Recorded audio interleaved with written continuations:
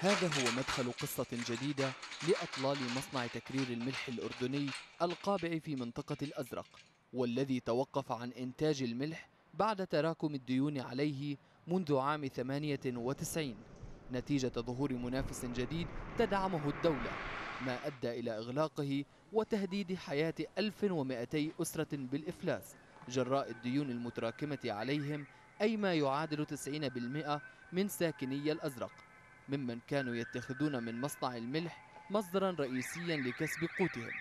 مشكلتنا إعادة بناء هذا المصنع بطرق حديثة. طبعا كان يغطي بحدود 1500 فرصة عمل للأعضاء وللموظفين اللي كانوا بالمصنع. طبعا الآن هذا المصنع شبه متوقف كاملا، لأنه بحاجة لصيانة وبحاجة، وطبعا للخسائر وتسديد الديون الآن اللي تراكمت على هذا المصنع.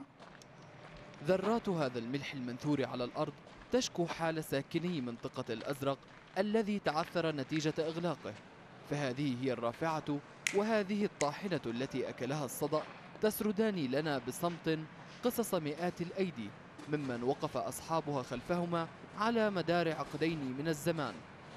مناشدات عديدة ومطالب مختلفة لأهالي منطقة الأزرق بإعادة تشغيل المصنع. هيثم يوسف لبرنامج علي صوتك، الأزرق.